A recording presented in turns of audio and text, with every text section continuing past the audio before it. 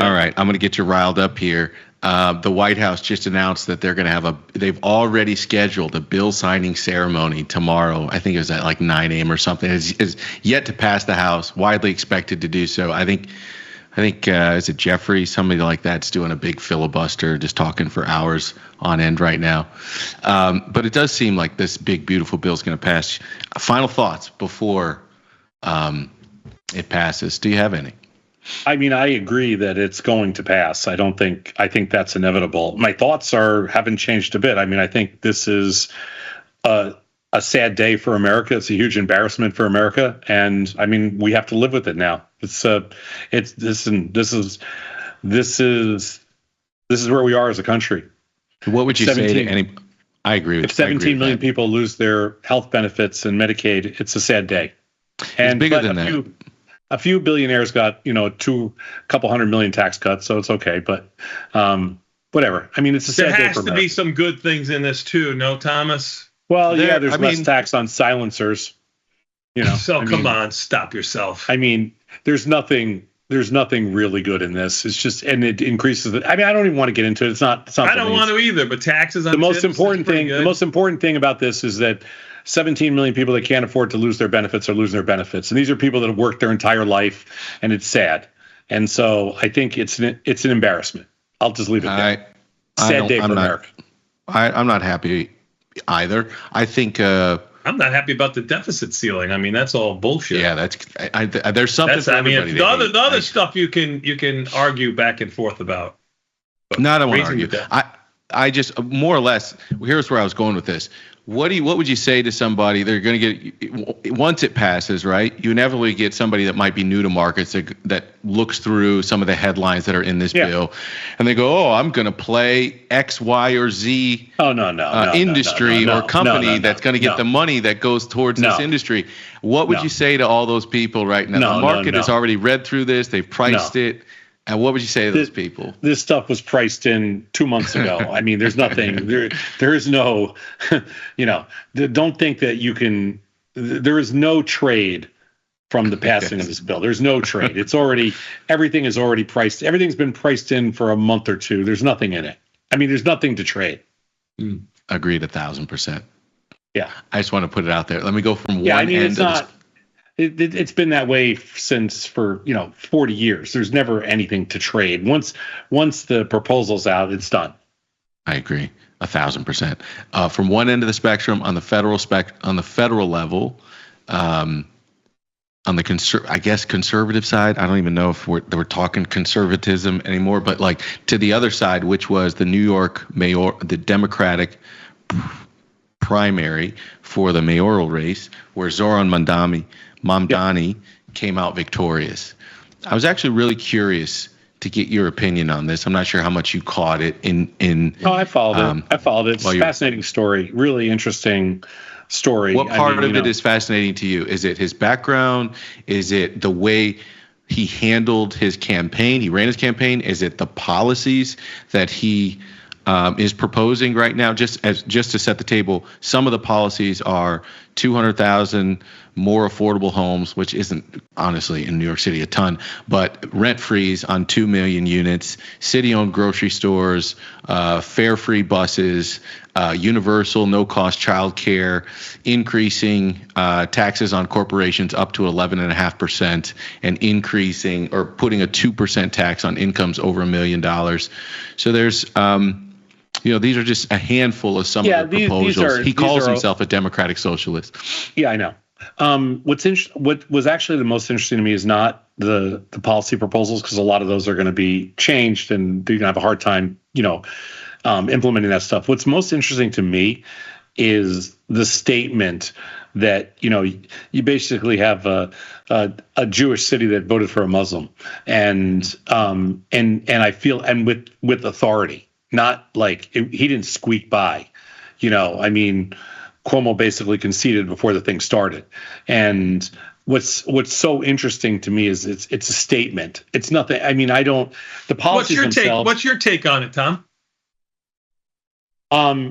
Well, I think it's a statement, and I think my take on it is, it's the financial, as Victor said on Sunday, it's the financial mecca, we'll use that word, of the financial world, and we now have socialist, communist as the mayor of New York. Not City. a communist. No, he's not the mayor. So he's still got to run in the general. Yeah, he's still got to run. He's going to go against Curtis Sliwa, who got trounced last time, right? Yeah. Well, New York's like Chicago.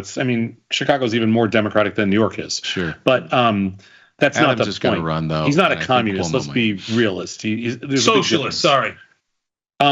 What's interesting about it is, like I said, it's a statement, and it's where America is right now. So it's the opposite of Trumpism. And so, well, what's your take on it? You like it? I'm about to tell you. You keep saying it. I'm about to tell you. Okay, sorry. Go ahead. Well, the statement here, which I think is really positive, is it's a rejection. It is an absolute, flat-out rejection of what's happening in Washington, and I think that that's really important. I mean, the candidate himself doesn't matter to me that much, because there's going to be variations of this candidate all over America now. But what you're seeing is the movement, and the movement itself is what's important, is the statement behind it. I mean, if you've listened to him talk, which I'm sure you have, he's really articulate and he's really interesting. He really stays on message. He brings everything back to his core message of his campaign. He's very focused. He stays on message. He's super interesting. Like, he's the kind of person you'd love to have lunch with because he's just freaking interesting. And it's what happens when you go too far right, then you jump too far left. And I think New York's never gone too far right. New York hasn't, but the country has. And I think But we're talking about one secular little. I understand. What's happening here is that New York is making a statement. It is the financial capital. It is one of the biggest. It is one of the most important cities, if not the most important city in the world. And they are making a statement. And that statement, you can't overlook that statement and go, oh man, it's just New York. Like I said, it's a bunch of Jews voting for a Muslim. It's not. So you like it? Love it. Can I ask you this? I couldn't disagree with you more. If I was there, that would have had my vote as well. I can't see in New York having a government-run grocery store to put every small business company out of business. That's not what's happening. Please don't. That's not it. That's one of his proposals. Most of that stuff is not. Brandon Johnson had a similar proposal, and I think we're still in the talking about it phase. So I think we're supposed to do something. And Brandon Johnson has a 6% approval rate. Johnson, everybody says that. A bunch of conservatives say Brandon Johnson has a 6% approval rating. Brandon Johnson's done a really good job. And whatever you want to say, Chicago works. It's a clean city. It's a safe city, and he's done a really good job. Look, we just had a mass shooting yesterday in downtown on Franklin and right by the old Thinkorswim studio, Thinkorswim office. Does Chicago work or not? Does Chicago work or not? I have no idea. Its bond rating would suggest it doesn't work. I live in the city. Chicago works. Its bond rating would suggest it doesn't work. Okay, well, I would suggest that. I don't know how do you measure working? I live in the city. I can measure it. I live here. Tell me how you're measuring it. Not by the bond rating. I mean, I want to use math. I'll just say it. This city works. You taught me well, Sosnoff. You taught me well. Thank you, Victor, for laughing. That was good. The big, beautiful bill isn't working. Market's at highs. You taught me math. Yeah, well, listen, there's a lot of things you can. Market is at high, dollars at low. So, as your purchasing power really change. It had a 15-year rally. So I think this is interesting, and at risk of either getting you in trouble or getting myself canceled, I want to pull on a thread. Because I honestly, when I asked you this question about Zoran Mandani, I kind of expected you to say negative things about the person, positive things about the policy. But it actually seems like you have generally positive things to say about person and campaign. And I don't know, we haven't unpacked the policies. I actually think he's refreshing. I think his vision's refreshing. And I think he's a refreshing personality. We're a trading show, and I'm about to go into waters I don't know if I'm allowed to. But like he answered a certain question during his campaign, talking about I wouldn't go to Israel, I would stay in New York City, and I would meet Jewish constituents where they are. And some people framed that answer as sort of I don't want to call it anti-Semitic, but I don't know, anti-Semitic or just anti-Israel or sort of it rubs some of in the Jewish community the wrong way. And I wonder, do you have an opinion on that? Like, what was your take? No, I thought it was weird, a reasonable. Am I in weird territory, Tom? No, yeah, it's a little weird, but I thought it was a reasonable answer. It didn't bother me at all. Okay, then let me ask you about the individual policies, because I was actually curious about what you thought about these individual policies. What do you think about rent freezes in general? The policy is to freeze rents for over 2 million rent stabilized tenants. What do you think about that? I'm not a fan of, quote, rent control, but I'm not a fan of rent control, but you do have situations where rent is, where rents are abused, where it's an abusive cycle. So it needs reform, but I'm not a fan of rent control. The city-owned grocery stores, I'm guessing, can I guess what you think about this? I'm guessing you're not down for it, but you don't think it's realistic. It'll never happen. It's not. Yeah. It's a co-op mentality, which I actually do like city-owned co-ops. It's not something that's very rare either. There's a lot of cities that have city-owned co-ops, but it's a supplement too. And so I find them really interesting because I love the co-op mentality, but it's a supplement too. That's all it is. And I think every city should have in their own way. It's like kind of a combination of a farmer's market, / co-op. I don't have any problem. Like when I go to, for example, to Portland, Maine to visit my family, they have a city-owned co-op there, which I go into. It's great. Yeah, but wait a minute, city-owned co-ops, that's you're talking about housing. You're not talking about. No. I'm talking about grocery stores. Yeah. I'm talking about grocery stores, and they work good. They work great, but it's not a replacement for. It's just a complement to. So yeah, I mean, I think it's a good thing, but I don't think it's a replacement for anything. This is 2 major cities now where this has happened. This promise has been made. That's Chicago first, and now New York. And it seems like, what would you say then if this promise keeps getting made in these big blue cities, but you don't really think like it's actually realistic that any of this stuff goes through? How do you feel about that? That these politicians are saying it? It happens on both sides of the aisle. But it happens on. That's what politics is. I mean, and listen, you have to be a dreamer to be a really good, politician. To be a really good, speaker to get people excited about. You have to throw some ideas out there. You're not going to get everything through, but you have to throw a bunch of ideas out there. I don't have a problem. I mean, somebody who's different, I don't have a problem with that. These are just ideas. They're not all going to go through. They're probably a fraction of them. Remember, there's a lot of legacy out there. It's very hard to change. It's like changing a curriculum at a high school or changing a curriculum at a college. It's almost impossible. But there's a lot of great ideas. It's just hard to change legacy. And so, somebody that wants to try, I think it's refreshing. Listen, so I just did a quick little search on these grocery co-ops, and there's 165 co-ops operating in 241 stores in 39 states.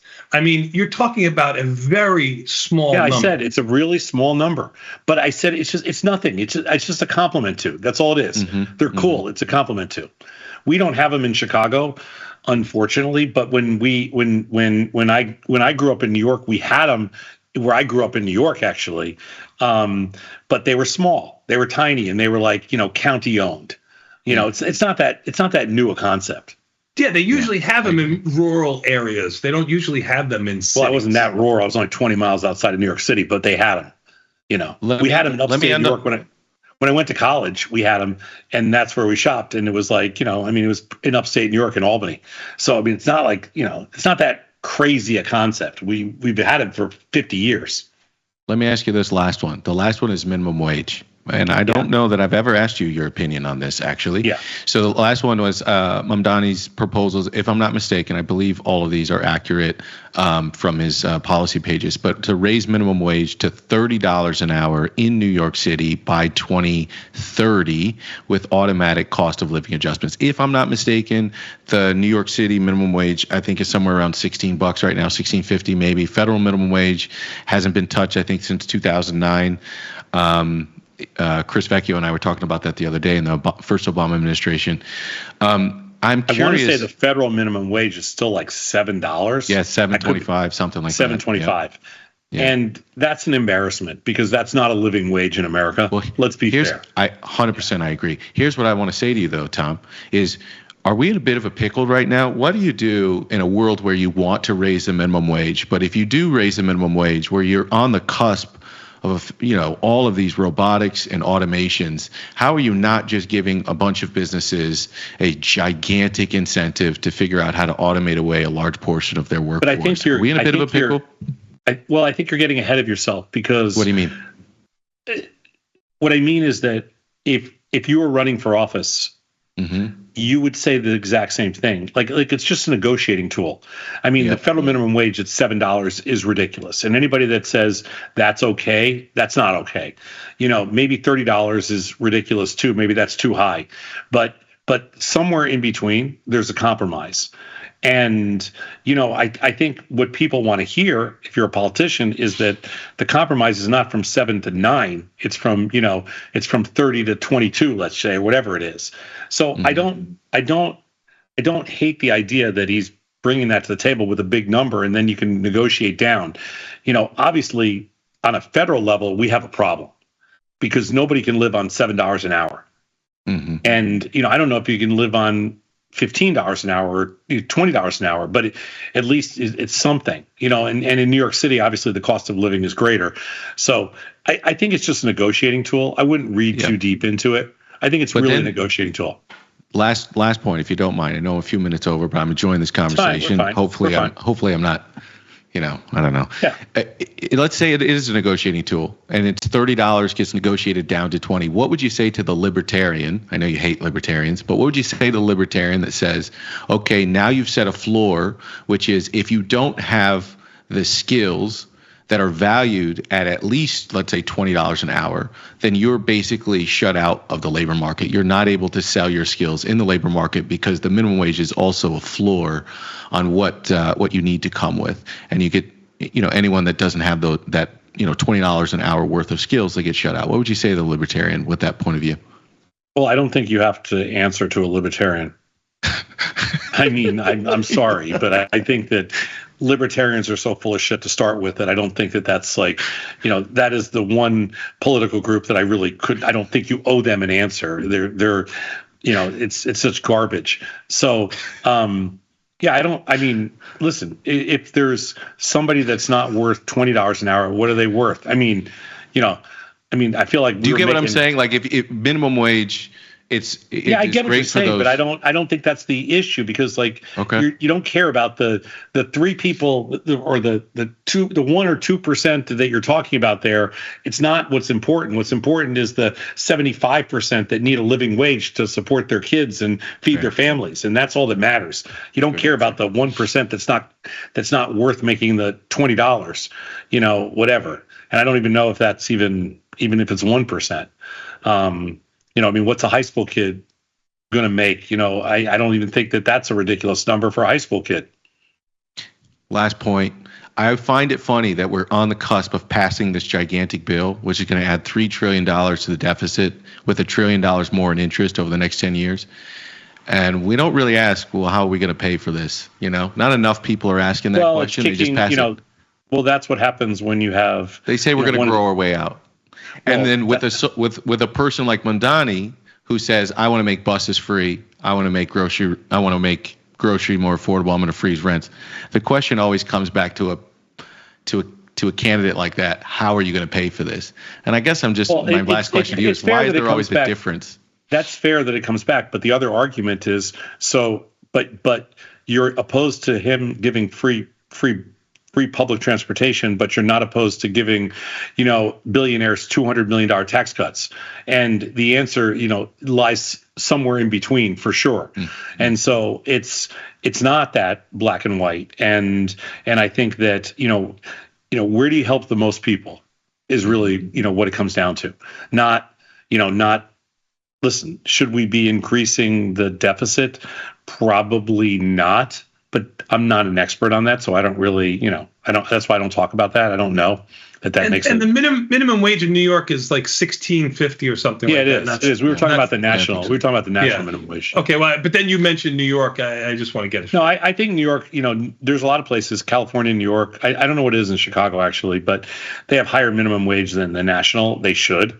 But listen, we have to do something about minimum wage. There's no question. If you're not subscribed, subscribe right here. And if you want to meet me and the team in person at our next live event, hit the link at the top of the description.